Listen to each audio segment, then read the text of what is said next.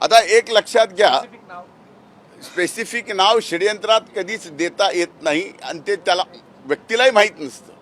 फक्त त्याला एवढंच कळत असतं की काहीतरी षडयंत्र आपल्या विरोधात चाललंय आणि हे एवढं वाईट चाललंय की हा धनंजय मुंडे त्यांना फक्त राजकारणातून संपवायचा नाही तर या पृथ्वी तलावून संपवला पाहिजे.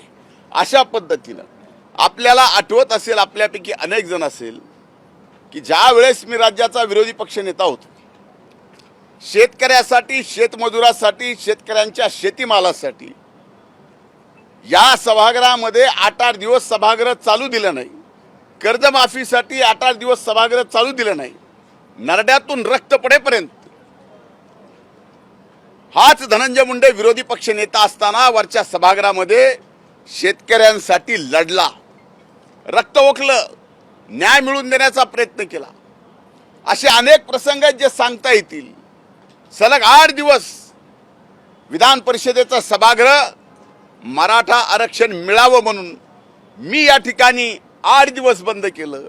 त्या 8 दिवसात एवढी भाषणं केली की त्यावेळेस सुद्धा आमच्या आताडी सुजली, नरड्यातून रक्त पडलं, पण माघार हटलो नाहीत.